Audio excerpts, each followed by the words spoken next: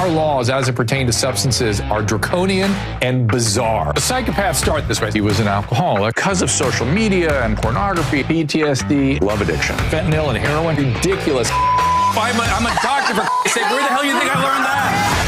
I'm just saying, you go to treatment before you kill people. I am a clinician. I observe things about these chemicals. Let's just deal with what's real. We used to get these calls on Loveline all the time. Educate adolescents and to prevent and to treat. If you have trouble you can't stop and you want help stop it, I can help. I got a lot to say. I got a lot more to say.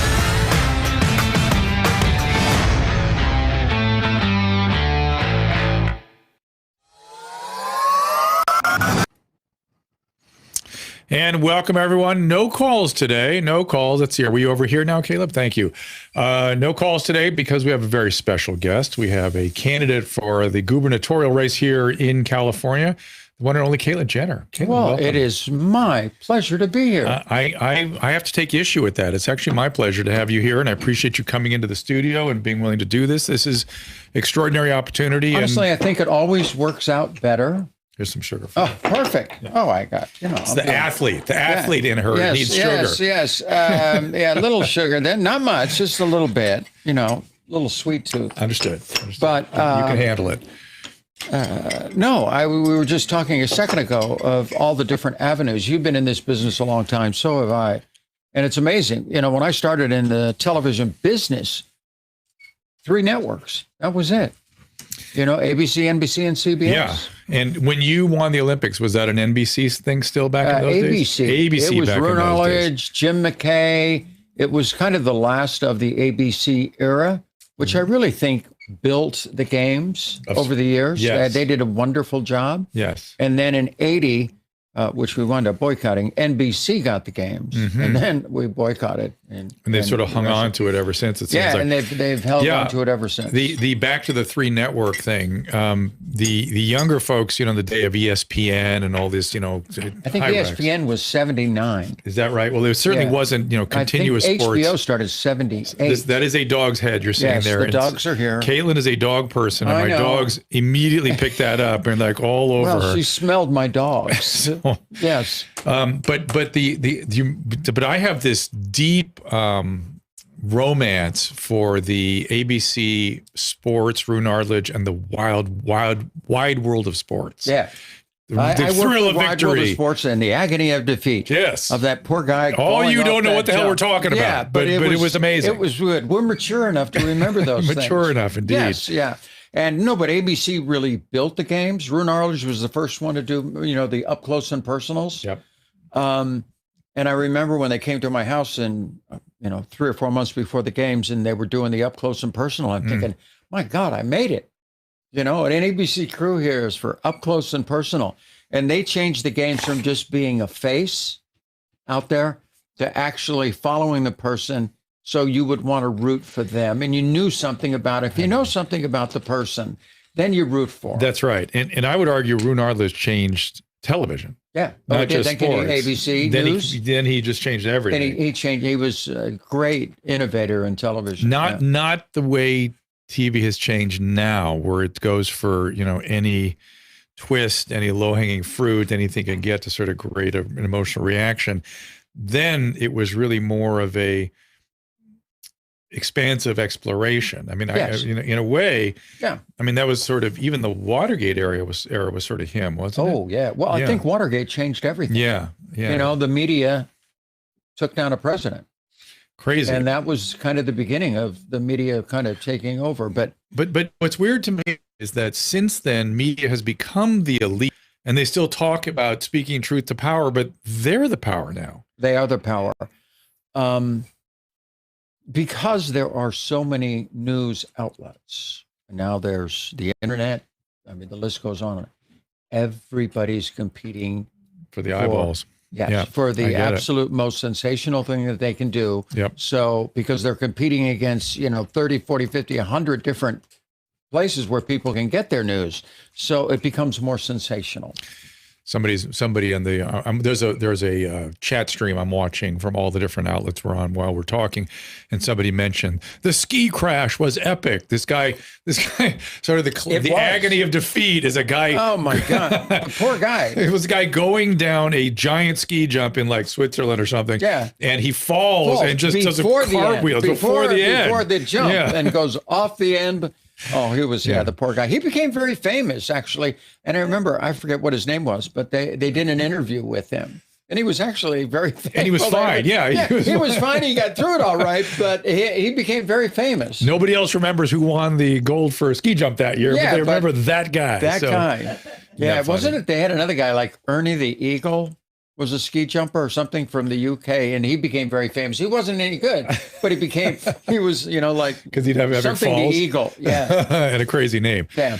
So you decided to run for governor. Tell us what led to that decision. Aside from the fact that I don't know if you feel like me, which is like I'm very moderate. I would say you're right of me. I'm not a Republican, but I support everyone's effort to change this state because my God, somebody's got to do something. That's how I feel. I heard your name come up as possibly it was discussed for a minute, and really the reason it was 30 seconds. Well, actually, when you got in, I thought that's fine. Let's let Caitlyn do it. I'm cool with that. But I have prostate cancer. I needed to take some radiation, and I didn't know. Really?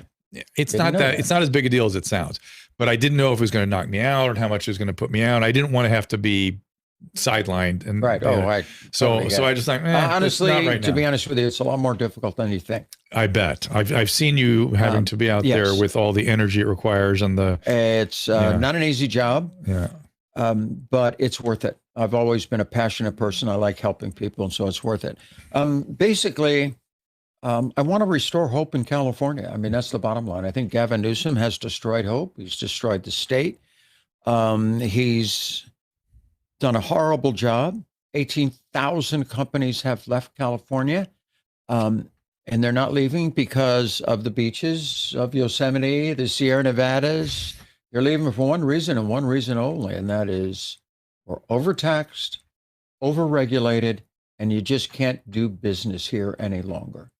And I've always been a fighter. I've always worked hard at. And that comes from really my parents. My father, my grandfather was in the dead pile in World War I. And somebody heard a moan and they go, oh my God, there's one alive still in here. And they pulled him out. He went on to live a good life. Do you know where that was? Is it in France? I have no idea. You just heard the story. Yeah. Actually, it's a great story. It is a great story. Don't go too deep. No. I don't want to know too many details. Don't start this off going with too deep. Yeah. Somewhere during World War I.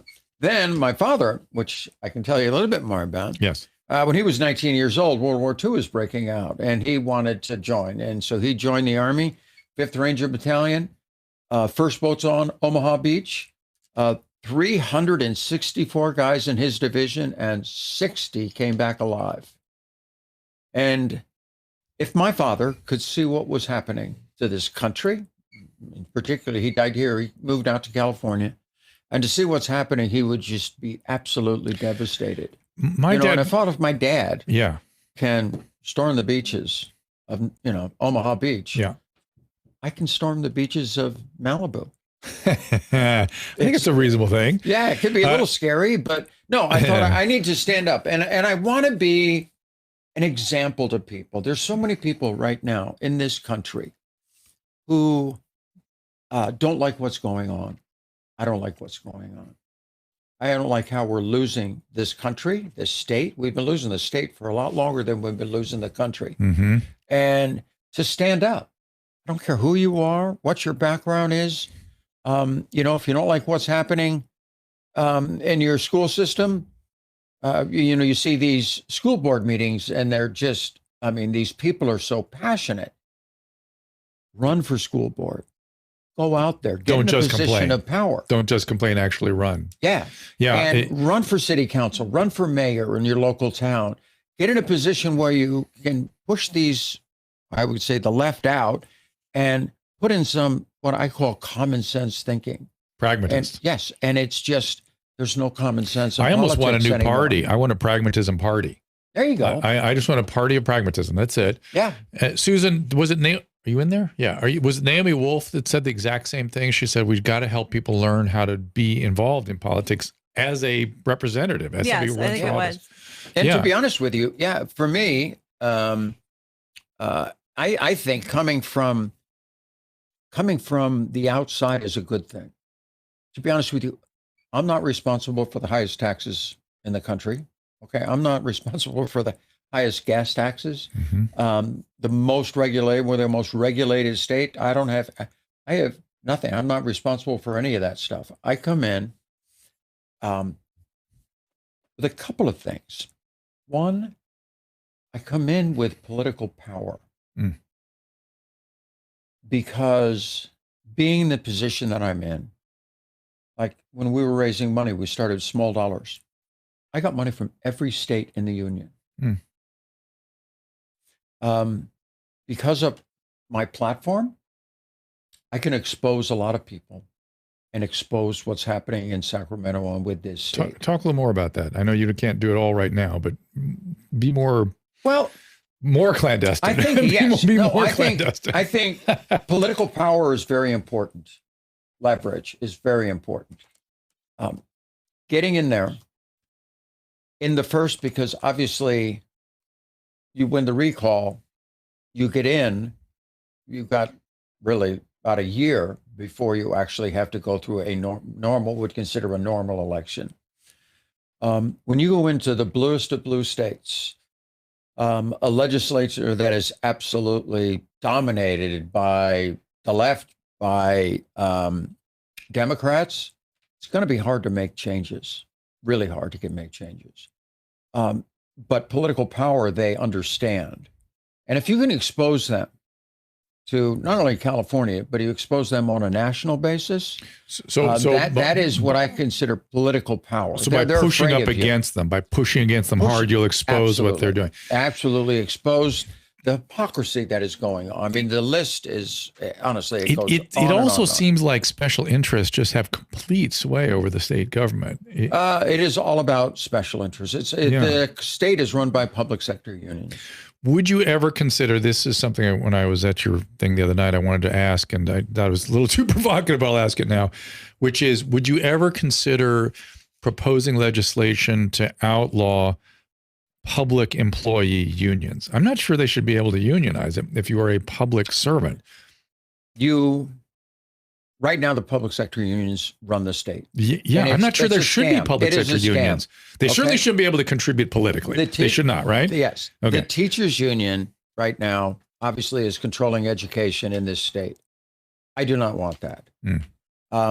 Is it going to be hard to change that? Absolutely ridiculous hard, because they've got a death grip on the education system. But if you don't try, you're not going to get anywhere. I want the money. The state spends about $80 billion a year plus local stuff. It's about $100 billion a year business in California education. Wow. It's absolutely huge. I would want the money to follow the child, follow the parents, not follow the unions. So you're okay with unions, you just don't want them in control. In control. Yeah. I'm okay with unions. I'm not sure there should be public employee unions, but I'm okay with them as long as they don't have too much power, the ability to donate, to own these politicians. Well, no, they kick money back. They get all the money and then they kick it back to the politicians. And that's, Gavin Newsom, that's exactly what he does. And when you say you could expose them, can you be a little bit more, tell us a little more what you want to expose without expose the hypocrisy that's going on, not only just in the unions and the teachers union, but the hypocrisy that's going on and in everything in this state. You ever hear of PAGA? PAGA? I don't think so. Private Attorney General Act. Oh, okay. Passed in 2000. 2004, just when Gray Davis was recalled. Okay. Arnold came in 2 days before he was gone. He signed PAGA into legislation, signed that deal. It is for the employees to protect them, sponsored by the unions. All right. You got a problem there. Right. It's to make sure that they get their coffee breaks at the right time and they get their time off, and it's to protect the employee. That's why in California they try to protect the employee, but the business owner, unfortunately, he's the one that's going to lose. Take a simple example. About 5 years ago, there was PAGA litigation against Uber. They were suing them because they didn't have. I didn't know that was what that came from. But yes, I know about that. Yes. And so most of the large corporations, what they'll do is they'll just, instead of being in litigation for the next 4 or 5 years, it's cheaper. What do you guys want? Uber paid them $7.5 million, okay, to go away, basically. Out of that $7.5 million, the state got 3.7 million. The lawyers got 2.6 million. The company, because of course this is for the workers, the money that's left over has to be equally distributed between all Uber employees. So they hired a company for $750,000 just to process the checks. And the Uber employee, remember this is for the employee, the Uber employee gets $1.08. Oh my God, that's crazy. Yeah, a quarter of a latte. This is the thing about a quarter of a latte at Starbucks. Not even, right? I mean, so they can't even. You can't even buy a coffee. You can't park. You can't even park your car. Yeah, but that's the hypocrisy that's been going on for years, and those things have to stop. Honestly, what I call the slip and fall lawyers, they actually go into employers and find somebody in there so they can, because it's all about, the lawyers, and the lawyers making money, and they use the employees. That goes on all the time in this state. Of course. Yeah. It's interesting when you watch, Corolla used to always tell me, he goes, when I used to be home from school during the day here in Southern California, you would see back in the 70s, you would see advertisements for how to form your own business, how to become a truck driver, how to go engage in the world. Now it's, you had an accident? Call 1-888-LAWYER. Yeah, that's exactly it. It's like every ad is that during daytime. I was talking with this guy who's like an expert on PAGA, and he brings with me to the meeting the labor laws from 1957, 47 pages of laws. Yeah. And he brings today 3,000 pages. Of course. With itty tiny little print. And by the way, you're not suggesting that employees should have less protection. You're just saying that attorneys shouldn't have the opportunity to exploit. Absolutely. Yeah. It's yes. That's what I thought. And honestly, that happens throughout Sacramento. Yes, it does. Yes, and just about everything that you go up against. Those things have to stop. Those things you have to expose really what's going on. I mean, I would do everything to get rid of PAGA. I am looking at your guys' questions here on the Restream to see if there's anything specific you'd like me to ask, Caitlyn. I'm excited. What do you guys want? Yeah, that's what I'm looking at. I'm trying to see. What the heck? Got a good one in there? Not yet. You guys, it moves by quickly. So please make them kind of. I do. Make them short so I can read them. Instagram Live. What about the housing market in California? Is that you asking that? What we do to assist the low inventory and high price problems? Okay. That was a question. Okay, go ahead. I know you've got some thoughts on that. Low inventory, high prices. How can we solve that? How can we solve that? It's a tough one. First of all, we do have the highest real estate prices in the country. Medium home price went to $800. It was at $700. Now went to $800,000. I was at a conference at USC. USC has a urban development. Right. What do they call it? Department there. Right. And 4 governors were there. Gray Davis, Schwarzenegger, everybody but Jerry Brown was there. Like 3 or 4 governors there. And oh crap, my brain this morning. The Ben Carson was there, and really? Okay. All these people were there, and they got up and they said, yeah, we've created this problem here in California with overregulation. And we've created the problem, therefore we can undo the problem. And that's not always the case. But go ahead. Yes, spinning out of CEQA, the California Environmental Quality Act, which everybody knows about. Yeah. Started in 1970 with Ronald Reagan. And honestly, Seek was started as just a reporting agency on the environment. Over the last 50 years, that thing has been held hostage. It has grown from, it is massive. You cannot build in California. Right. We're down over 3 million housing units in the state right now. Yeah. And it's almost impossible. On a personal note, I tried to put 4 walls up on the back of my house. And after 2.5 years, God. 2.5 Well, it's because you're near the water. Yeah. Oh, my God. Forget it. 2 years of trying to get the permits, and then one permit because it had taken so long. That's just on a small basis. But it's almost impossible to build because the environmentalists have taken over. If there is, I remember I wanted to move some land in the back, and the guy goes, he shows me a picture of this plant. And he says, go out there before they get there.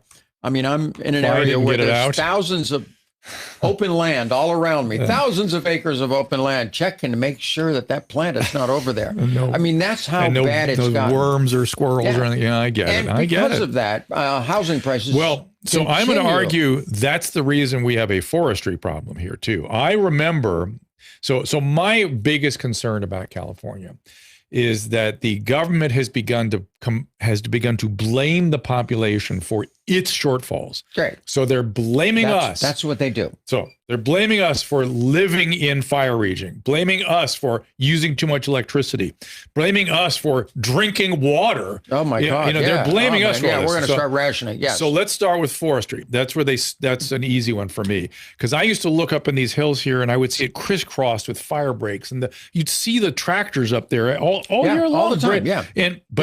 There was a migration of a squirrel or something got in the way. Yes. And they closed the whole thing down. Now it's just overgrown brush. If those things burn, it's going to burn all the way down to this house. What are you going to do with forestry management? Which, by the way, let me just, for the record, this is one of my things. We have a mandate for electric cars in this state, and electric cars will not undo the amount of carbon put out this year from forest fires. Forget the next 10 years. One forest fire, enough carbon to undo a year of everybody driving an electric vehicle. Everybody. Absolutely. So what are they doing? What would you do? For the last, I was for 2 days, just this last week, a couple days ago, I went up to the fires in Northern California and talked to the Forest Service, talked to them about forest management. Was Gavin Newsom there with you? Was he there talking to the forest? No, he does not. He does not. What? That's he's blaming it's the residents. The residents. He's talking. The residents have to move out of their houses. He's got an excuse for everything. Yeah. Okay. Talk to him about forest management, and basically asked him, is what global warming the cause for all of this? Because that's what you hear on the media. No.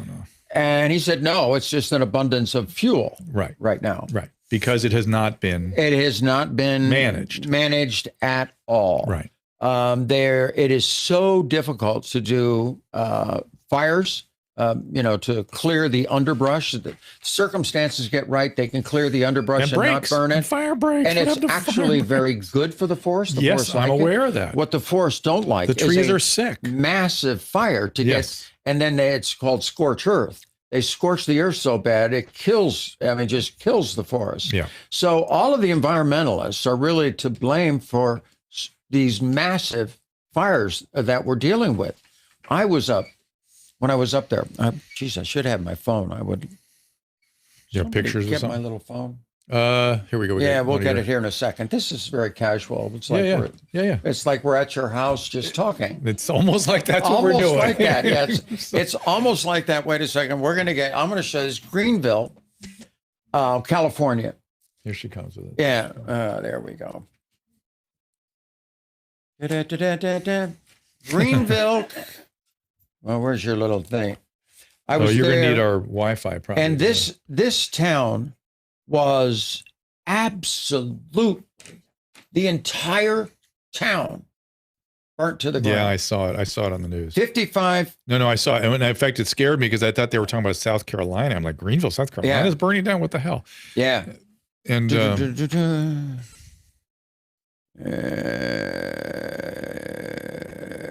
we go.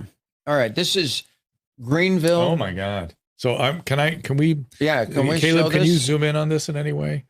I'm getting the other camera. Is that you? There we go. You can sort of We see can it. see can it. see Yeah. it. It's perfect. Look at that. Yeah, It's there you just, go. talk about scorched earth. The whole My town gosh. is gone. Looks like a Yeah. Not one building looks left. like a nuclear bomb went off. Yeah. Terrible. Now we got your car. That was the police station right there. Yeah. I mean, it is unbelievable the damage that happened there. Actually, Very sad. what I'm trying to do right now, there you go. Okay. What I'm trying to do right now is there is a charity there that's been there for a while.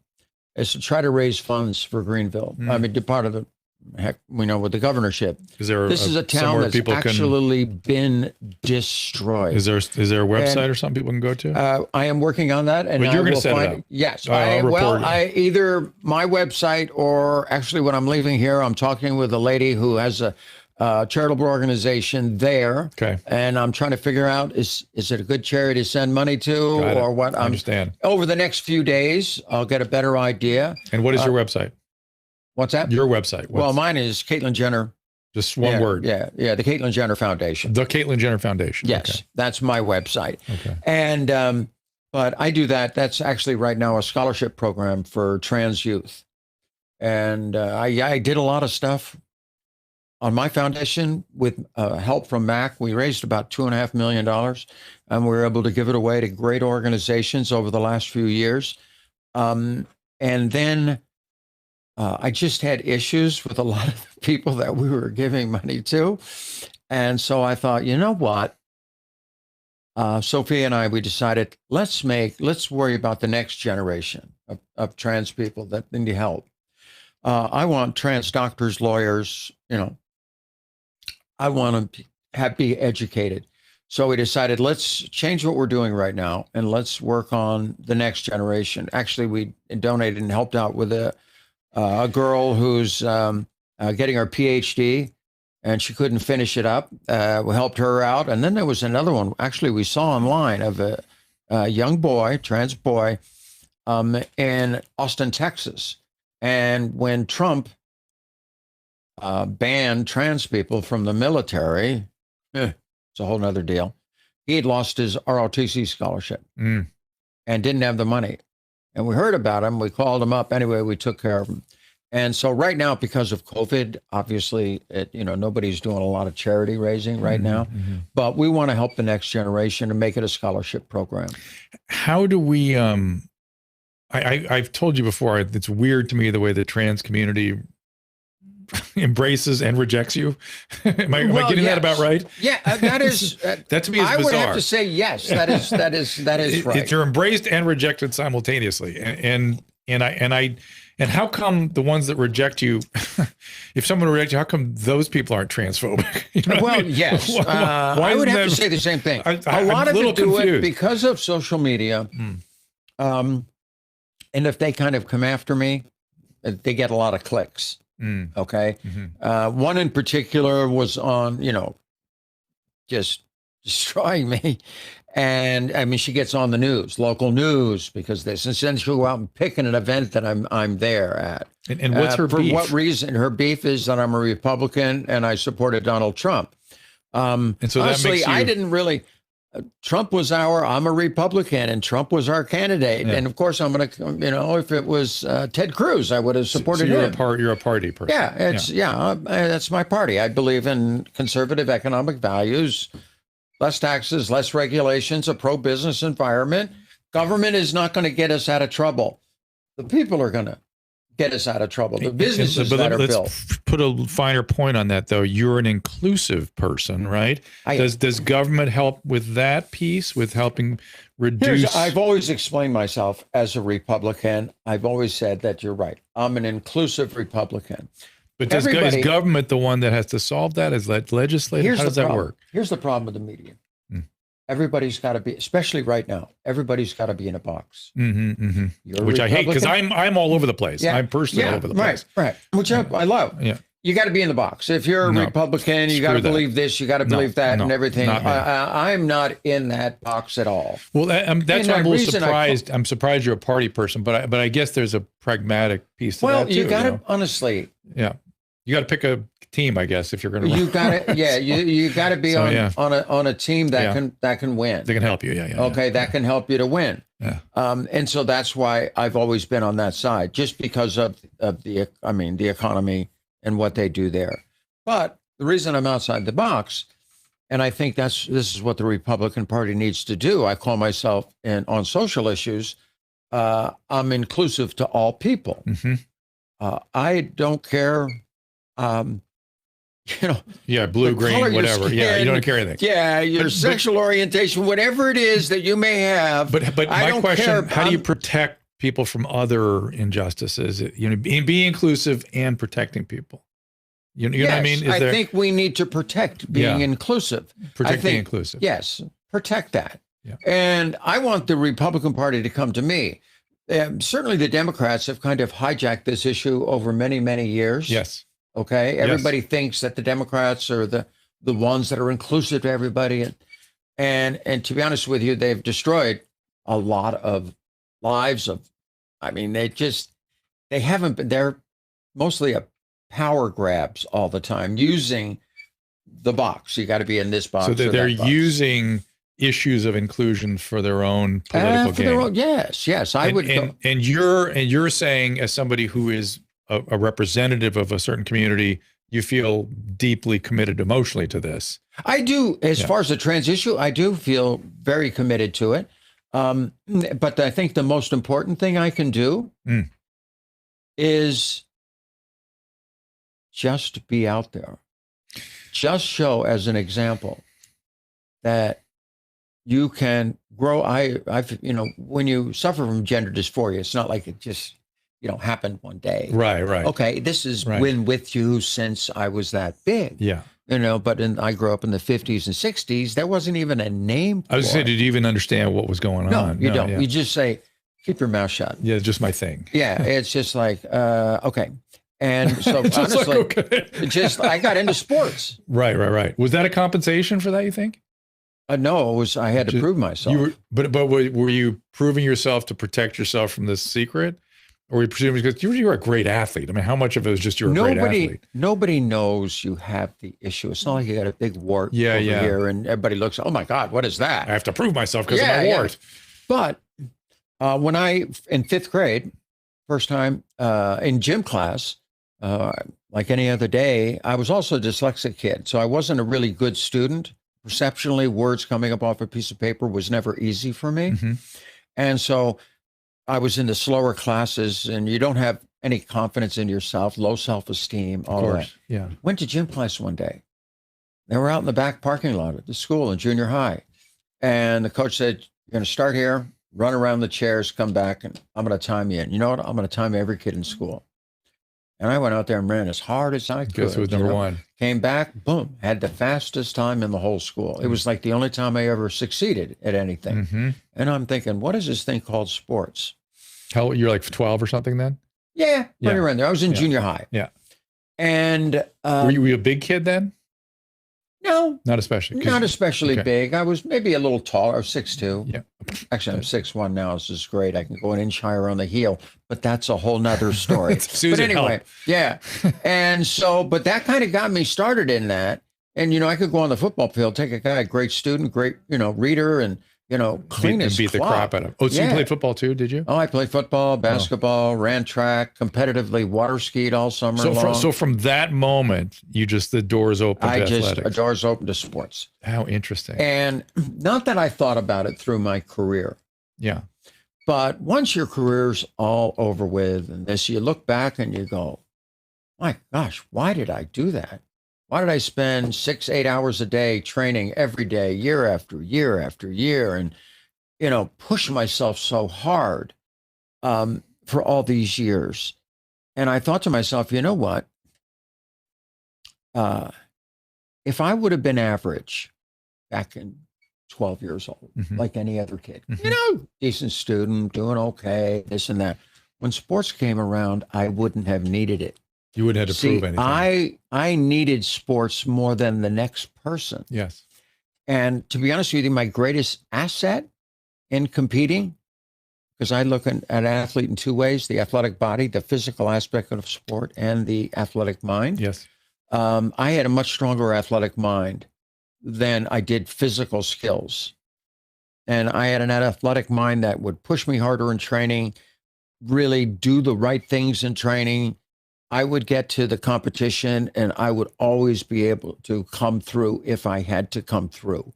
I would always have that ability, and I relied on that. Is this something operating now in this campaign? It is, because I'm a strong person, and I want to do the right things. Put it this way, when I moved to San Jose in 1973, the reason I moved there is because I wanted to train with the greatest athletes in the world. And they were all living in San Jose. A lot of them were my friends. And I learned from the best shot putters in the world, the best discus throwers in the world. We're all in the same town. And now I want to go to Sacramento. I'm going to race for solutions. We have to have solutions for this state. I want to surround myself, just like I did in San Jose, with the best people, the greatest minds. Obviously, I do not. I mean, you have to build a team around you of economists, of people about regulations. We have 21.2 million words of regulations on you and your business. Mm-hmm. I mean, if you read 300 words a minute, worked a 40-hour work week, it would take you almost 3 years to read all the regulations. Mm-hmm. You need a team to be able to just focus in on regulations. And your campaign manager said that you're starting to attract these people too. I am. Oh yeah, no, I talk to a lot of people, and let me tell you, I talk to some really, really great people. And so, but now when I first thought about, doing this, I said, oh my God, I got to go up against a teachers union? Yeah. Are you kidding me? That's kind of a scary deal. Yeah. And then I kind of sat back and I said, wait a second, back in the day, I went up against the Soviet Union. Right. Okay. With the greatest, athletic machine in the world at that time. And all by my little lonesome in San Jose, and surrounded myself with the right people, went up against them and won. Right. What I want to do now is I want to go to Sacramento, take on the teachers union, but this time we win for your kids, because they're destroying the education process in this state right now.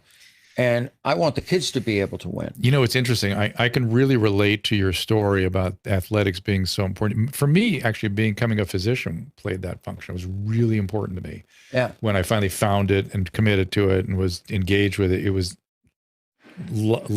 life and death, to me. It was about my survival depended on it. I don't know if you remember the movie City Slicker with Billy Crystal. Yep, I do. When he's trying to find himself in New Yorker and says, I'm going to go on a cattle drive. He goes on the cattle drive. And this is the way he's going to find himself. And he meets Curly, played by Jack Palance. And the two of them are sitting around the campfire, out on the range. And Billy Crystal asks the wise cowboy, what's the secret to life? And he kind of sits back and he goes, one thing. And then kind of goes on with the conversation. He doesn't answer it. Just said, one thing. Well, then he died or something too, and right? So Billy Crystal's sitting there, and like everybody who's watching, well, what's the one thing? And finally, a minute or so later, Billy Crystal goes, well, what's the one thing? And he goes, that's for you to find out. I love that statement, because like you said just a second ago, that was the thing for me. It is me. I found my one thing, and that was called sports. Yeah. You find you found what you do, and the reason you want to get up in the morning and go to work because you love what you're doing. Yep. That's your one thing. Mm-hmm. And everybody needs to. And sometimes it's not even an area you think it may be, but well, that's another piece that people are missing today. You have to be willing to become, and this would be pertinent for you. Yeah. You have to be willing to become and be whatever it is. Whatever it is. Because I'm sure you had a time in your life when you limited it, right? You had the secret and you limited it. That's what I used to say back in the old days when I was training, and I was making no money. I mean, I was living on $10,000 a year. This is in San Jose. Yeah, in San Jose, living in a $145 a month apartment. But I'd get up every day, and I was excited about that day. I just couldn't wait to get out there to train, And I always thought, I never want to lose that in my life. I want to always wake up in the You morning. thought that then? I You thought think that about back it now? then. Really? That's Back interesting. then, You were aware that of it. I always wanted wanted to have that in my life. That's kind of cool. And Most young people don't think that far ahead. no, They just yeah, think and about I was now. thinking, I always want. I don't Yeah. know what it's going to be in the future because I retired. I was 26, and I had a long ways to go. And by the way, for those of you But- that are younger, you don't know how much what a big deal this was. Your accomplishments at the time. It was a big deal for the country. You represented us. I against was the Soviet the Union. first person ever to put the flag up at the finish line. Yeah, Yeah. it was a big deal. I And remember it was our bicentennial It was, year. by the way, it was I would argue it was very similar to the ice hockey thing against Oh the yeah, Russians. in '80, It just with was- the ice hockey Yeah, it was beating just the it was Soviets. the previous version Oh of my that. God, that was Yeah, so I big. know. I watched it live. It was great. It was Oh, did amazing. you watch it live? I did. I was in New England at the time. It was I crazy. could not believe it. But I you did the you same were that thing. before that. Yeah. And you were one person. You know what I mean? Yeah, It's crazy. it was pretty. It was our bicentennial year, I remember that.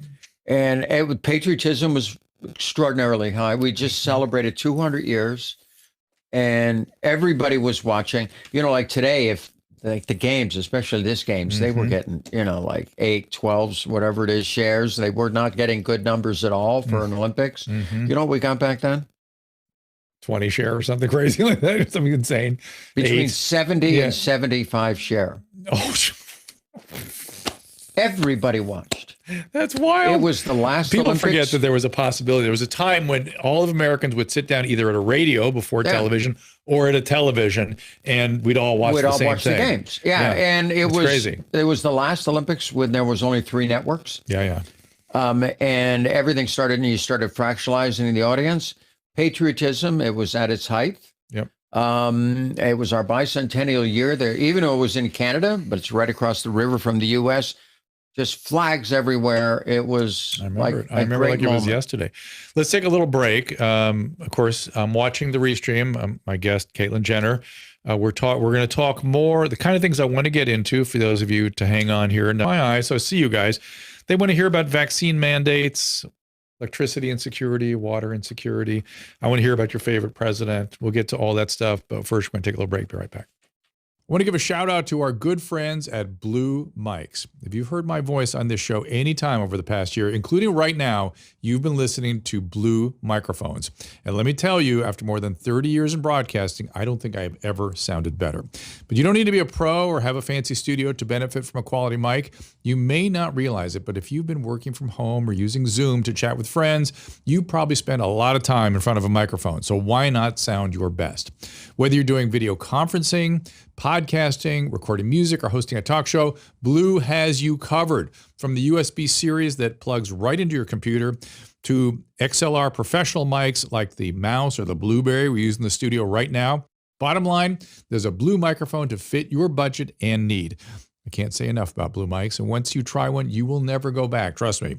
To take your audio to the next level, go to drdrew.com/blue. That is drdrew.com/BLUE.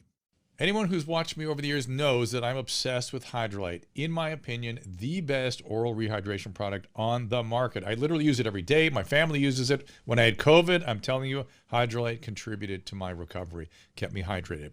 Now, with things finally reopening back around the country, the potential exposure to the common cold is always around. And like always, Hydrolyte has got your back. Hydrolyte Plus Immunity, my new favorite, starts with their fast-absorbing electrolytes and adds a host of great ingredients. Plus, each single serving easy pour drink mix contains 1,000 milligrams of vitamin C, 300 milligrams of elderberry extract.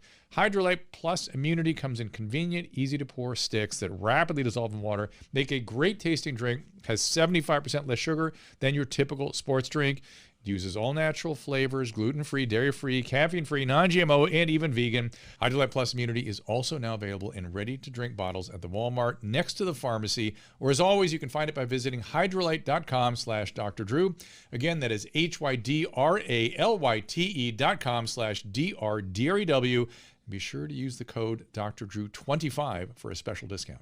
Here with my daughter Paulina to share an exciting new project. Over the years, we've talked to a ton of young people about what they really want to know about relationships. It's difficult to know who you are and what you want, especially as a teenager. And not everyone has access to an expert in their house like I did. Of course, it wasn't like I was always that receptive to that advice. Right, no kidding. But now we have written the book on consent. It is called It Doesn't Have to Be Awkward, and it explores relationships, romantic relationships, and sex. It's a great guide for teens, parents, and educators to go beyond the talk and have honest and meaningful conversations. It Doesn't Have to Be Awkward will be on sale September 21st. You can order your book anywhere books are sold. Amazon, Barnes & Noble, Target, and of course, your independent local bookstore. Links are available on drdrew.com. So pre-ordering the book will help people, well, raise awareness, obviously, and it'll get that conversation going early so more people can notice this and spread the word of positivity about healthy relationships. So if you can, we would love your support by pre-ordering now. Totally. And as we said before, this is a book that both teenagers and their parents should read. Read the book, have the conversation. It Doesn't Have to Be Awkward, on sale September 21st.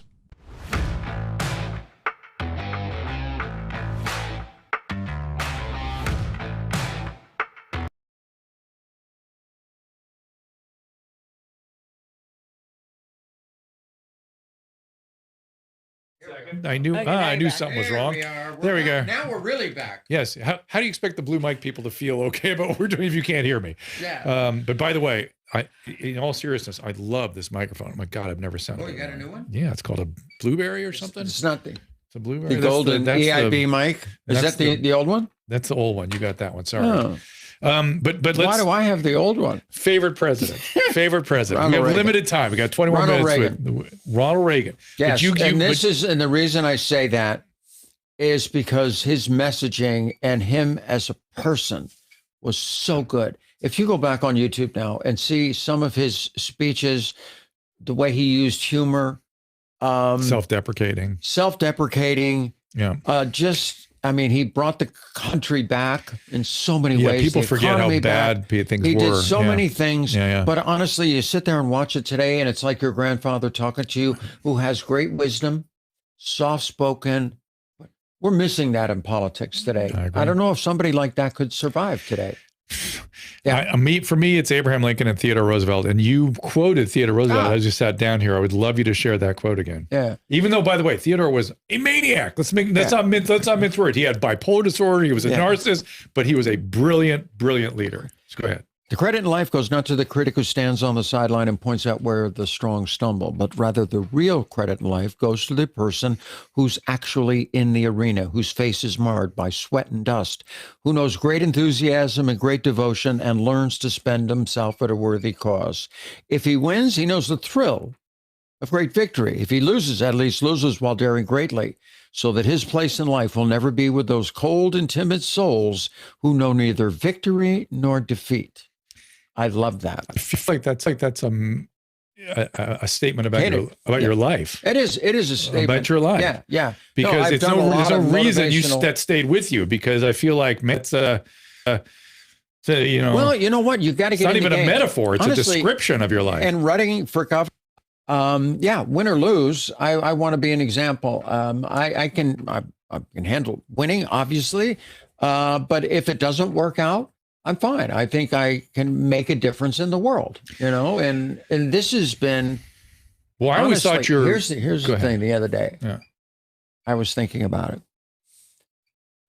We've never had a woman governor in this state, let alone little old me. I get that. Okay, I get that. But the other day. Stephen Chung, my PR guy, were in the car driving actually up in the fires, and he says, "Oh, look at this. You're number 2 right now, behind Elder." And I was thinking to myself, look at how far we've come as a society with this issue. I remember in the 80s thinking, oh my gosh, I'm going to do this because I don't want to be like an old chick. I didn't want to do this later on in my life. But then I had in the kids 80s, to raise. You were already planning. Oh my God. You were ready. I went you through. Were ready. I should send you my book. You would love my book. Okay, done. Read Secrets it. of My Life. So I'll many get it books over to to read you. right and it's secrets with S. Okay, I love it. If we're going to be friends, I got to know all your secrets. You got to know the whole story. Yeah, the 80s, I struggled 6 years. I stayed in a house, and I really didn't even come out because I didn't feel like I fit in anywhere. Oh, my. But then you just couldn't do it. But to see today that, honestly, as far as I just wake up in the morning and be myself all day, all that stuff's behind me. And how I've been accepted, I think, says so much about society and where we're at. We are a diverse society, okay? I mean, you just walk down the street and look, we are a diverse society. We need to be accepting. That's why I always call myself an inclusive Republican, because I'm inclusive to all people. And I was just thinking, boy, have we come a long way in acceptance, you know? Yeah, it's to me. It was absolutely great. Really, all people want to know is, what are you going to do to help us? What can you do to help us here in California? We're struggling. Please, Caitlyn, help us. Yeah, what are we going to do? Electricity. How am I going to get power? Okay, first of all, taxes. Obviously, as governor, we have to get a competitive tax rate. I'm not saying we're going to be the lowest tax state in the nation, but you know what? We have the greatest resources. We've got the greatest state. People are willing. Californians are willing to pay a little bit more, but not totally unfair compared to the rest of the country. And also give us businesses. Something for our tax dollars, please. I want the California taxpayer to get a good return on their investment, okay, in this state. And they're not even close. Don't even talk We to are me. right now Gavin Newsom's ATM card, ATM machine. We have to do our best. Now, obviously, the legislator and the people, there's a lot of things you got to do to get it lower. But we have to have somebody in power that's actually going to do that. Regulations. Vetoing new taxes? Pardon? Vetoing new taxes? If I got in, I would. Don't even come to my desk with a new tax. Okay. First of all, the thing you have is you have veto power. That's probably the most powerful thing you have in the state of California. And yes, any tax, even think about new taxes. They've had exit taxes. They're talking about this. I mean, they're still talking about more taxation. Don't even come to me with that. Regulations, same thing. Put a bipartisan committee together and go over the regulations in this state. As I was saying earlier, CEQA's been there since 1970, okay? Find out which ones are working, which ones are obsolete and are not working, and get rid of them. I would put a sunset clause in that every regulation, once it goes in, every 10 years, it has to be reviewed. Because right now they don't review anything. They just leave it on the books. And any new regulation that you come to me with, 3 regulations have to leave. We have to lower the amount of regulations. Basically, the red tape in this state. So you're not saying killing. You're saying not zero regulation. You're saying if you're going to add, you got to subtract. You can't keep some burdening. Regulations, I think, are good. Yeah, of course. Okay, they're good, and we want to keep the good ones. Yeah, but not the regulations that are on the books that are absolutely killing business. Let me propose a electricity and water solution all in one. Okay. I've been looking at 4th generation nuclear, and I'm telling you, anybody that's sane and a scientist looks at that, and you could desalinate and you could create electricity all at the same time. Create water and electricity. All in. All right, I am all in. All forms of. Do you know Michael Schallenberger? Michael that? Schallenberger, do you know who he is? No. I'm going to put you in touch with him. Yeah, put me in touch with him. Very bright environment guy. Actually, I was putting together a meeting here on fusion. I got a friend of mine that's been working on fusion for a long time, since the 80s. Yeah, I know it's coming. Yeah, and it's coming. Plasma and just physics. kind of see where that is, because I think eventually that will be kind of the next generation. Sure. But I have no problem with nuclear energy, especially today. The technology is so much better. So much. The small, clean, it's just ridiculous that we're not looking into it. It's just insane. They can take all the waste, what used to be taken across the country in train cars, now it can be put in a thimble. Yeah. Literally, that's how much waste they could put in a thimble for the year. Yeah. It's like, come on, everybody, let's get this going. Let's wake Water. up. Water you can desalinate. Desalinate. There's a lot of things you can do. We have not have a water project in California since 1964, the Oroville Dam. No. We need to have more. And Economic, here's environmentally what sound Gavin, dams. yeah, Gavin just throws money at his friends. Yeah. He just put together the largest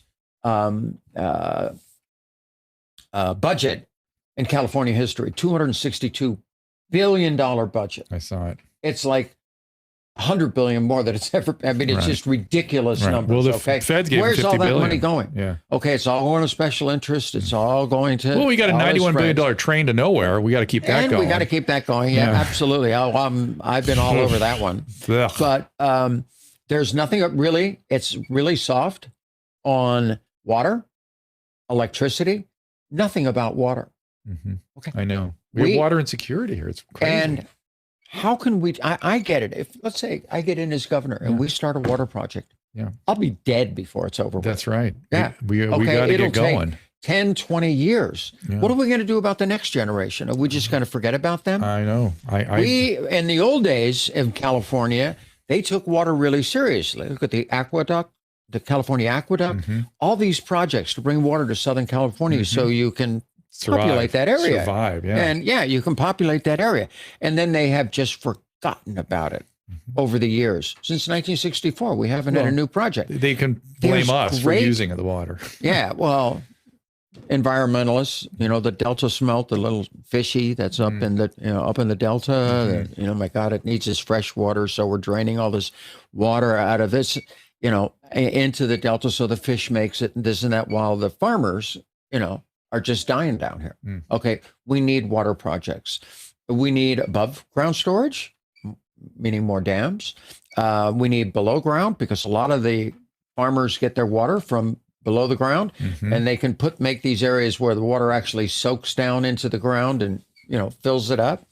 I was on good old YouTube. You've heard about it? Yep, we're there right now. in Well, fact. we're there right now. That's amazing. And there was a project in Turkey that they took this massive polyurethane or some plastic pipe, 11 and a half feet in diameter. Yeah. The thing is huge. Yeah. And what they did is they took it from across the bay, underneath the water. Okay. Biggest problem with trying to bring more water from Northern California and Oregon, okay, is that you have to take over all this land, build pipes, this and that.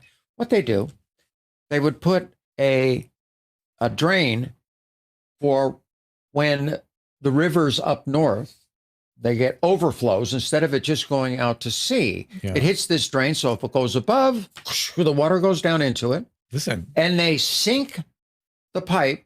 you have a company here. Could get Elon Musk to do the boring company and Oh, give I you know. the pipe.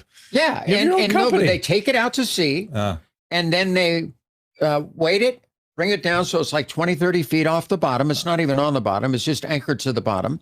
They run it 310 miles down to San Francisco Bay. Huh. They bring it under the bay, under the water. Nobody sees it all the way in, and they can fill it up when instead of all the water that is Lost. wasted every year going out to sea.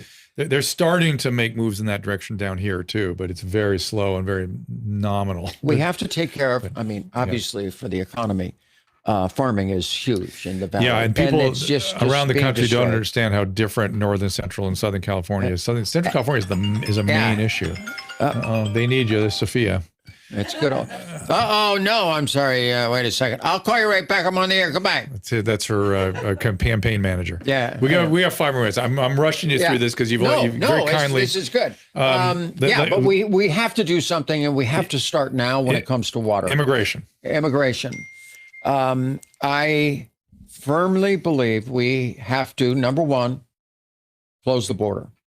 In California only, or is that I was a week and a half ago. at the border? I was at the border, meeting with Border Patrol, the greatest group of good Americans you could be. I mean, these are the salt of the earth guys. They're just absolutely great, and they love this country.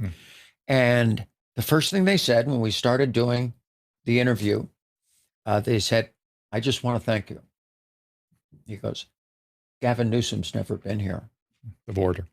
It's crazy. Gavin Newsom, 3 years, been 3 years. See the doggy does. He knows you're getting ready to leave. That's I why know, he's yeah. going to see you out. 3 years. He wants the last Time's sniff up for of my Tina shoes. said. Yeah. But Gavin Newsom's never been to the southern border. I mean, here he was, mayor of San Francisco. 3 times more people died of drug overdoses in San Francisco during this whole COVID thing than died of COVID. Right. Okay. And what is he doing? He's letting people across the border. There was, when I went down there, to that point, is there cartel? was a border. There was a hole in the border. Do we take on the cartels in some fashion? I don't know. California does that by their lonesome. They're sort of supplying a lot. I would do, and I told the border patrol, I'll do whatever you guys need. They're zeroing in on. I'll move the. Yeah. You want to try that again? Zero in on Rex's head. Yeah. There's Rex. Yeah, pop his little head. Put your nose up. There it is. Yeah. Anyway, what I would do. Hungry. We got to secure the border. Yeah. To be honest with you, the hole right behind us. When we were there, we saw a coyote on the other side on a 4-tracker. 2 minutes later, 5 guys start walking through the hole. Okay. Because they saw Border Patrol over there and they were basically giving themselves up. So they walk right up to the Border Patrol, 5 guys from Brazil. They only spoke Portuguese. And they sit down and they're in. Oh, they just have to walk through and just give walk themselves through up. and then give themselves up to Border Patrol. Wow. And they're in this country. We need to secure our southern border. A couple of months ago, 5 months ago now, the Supreme Court had a ruling, 9-0, that the TAPS program, the temporary protected status, okay, that these people are coming in under, if you are coming in under that, you cannot get citizenship. The only way you can get citizenship is to leave the country and come in legally. I am 100% for legal immigration into this country and would support that. But on the other hand, we have so many people that have come to this country years ago. What do we do with that? What do we do? Well, first of all, because our immigration system coming into this state is so difficult. Yes. We have to streamline that. Make that easier. So make it easier to become citizens. And if you get arrested in this state and you're here illegally, you're gone. Good. Yeah. So tougher on the crime, good can tougher say, legal, easier on legitimate. The Spanish community and is a vital part of our Mexican, whatever you want to say. Spanish speaking. Okay. They are a vital part of our economy. Yep. They're a vital part of our culture. And they're great people. And we need to streamline the process so the good ones can stay here and get legal status here. And we just have to take care of that. And on the way out, your opponent, Larry Elders. This is our final. Oh, boy, Larry's getting a lot of problems right now. You know, when he first came in. Do you guys ever debate?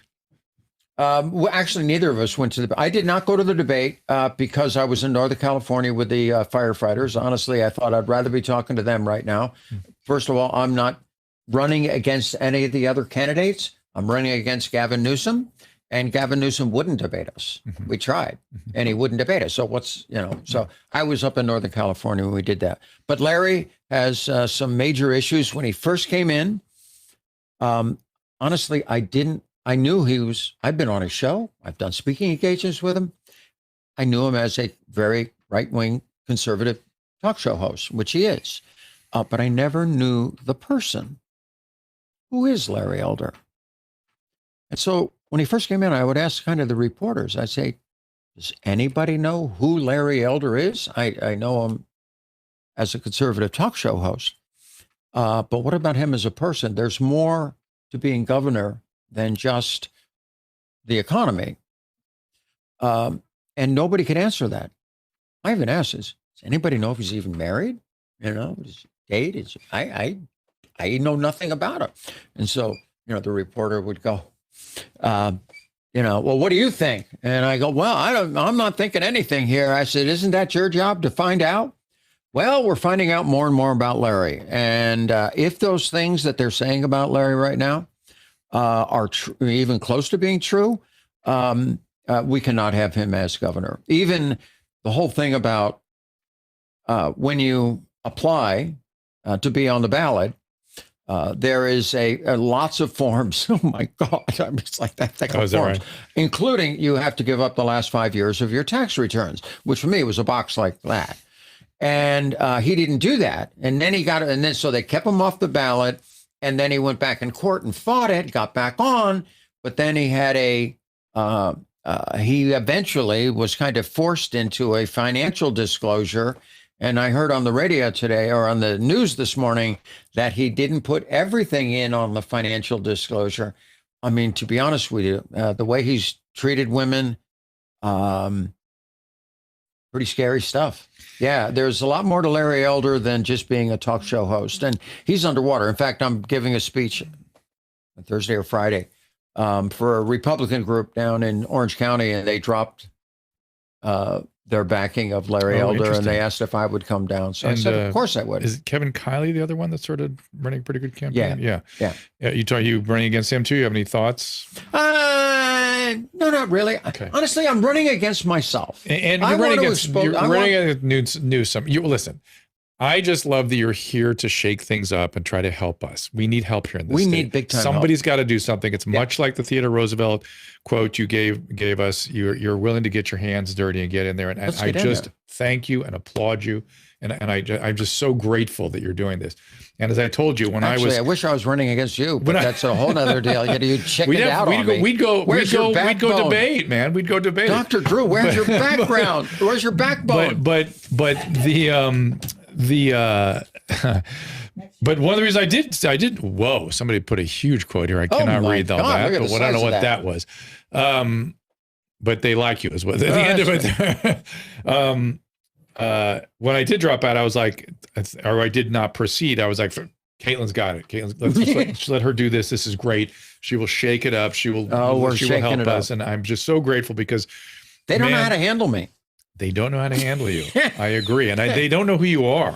Yeah, those are the two things. It's been fun getting for people. And I think people need to. I'm hoping my viewers here get a deeper sense of who you are, and you draw your own conclusions. Everybody, I hope some of you are from California, so you can make an informed decision here. I also hope it will motivate you to, any of you to.